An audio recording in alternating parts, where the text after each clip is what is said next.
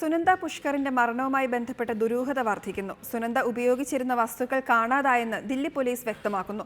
സുനന്ദ പുഷ്കറിന്റെ വസ്ത്രങ്ങൾ, ചെരുപ്പ്, hand bag എന്നിവ കാണാതായി.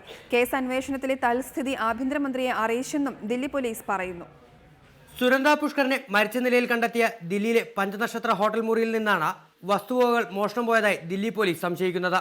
മരണസമയത്ത് സുനന്ദ പുഷ്കർ ഉപയോഗിച്ചിരുന്ന വസ്ത്രങ്ങൾ, ചെരുപ്പ്, ഹാൻഡ് ബാഗ് എന്നിവ ഹോട്ടൽ മുറിയിൽ നിന്ന് കണ്ടെത്താൻ പോലീസിനായിട്ടില്ല. ഇവ ആരെങ്കിലും ബോധപൂർവമായി മാറ്റിയതാണോ എന്നും പോലീസ് സംശയിക്കുന്നുണ്ട്. സുനന്ദ പുഷ്കർ ഉപയോഗിച്ചിരുന്ന വസ്തുക്കൾ കാണാതായതുമായി ബന്ധപ്പെട്ട് ഹോട്ടൽ ജീവനക്കാരെ ദില്ലി പോലീസ് വീണ്ടും ചോദ്യം ചെയ്തേക്കുമെന്നാണ് സൂചന.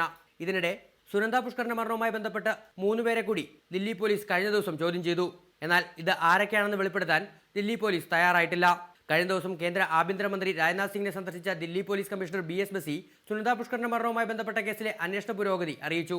കേസന്വേഷണം എത്രയും പെട്ടെന്ന് പൂർത്തിയാക്കണമെന്ന നിർദ്ദേശം ദില്ലി പോലീസിന് ആഭ്യന്തരമന്ത്രിയിൽ നിന്ന് ലഭിച്ചതായാണ് സൂചന. റിപ്പോർട്ടർ, ദില്ലി.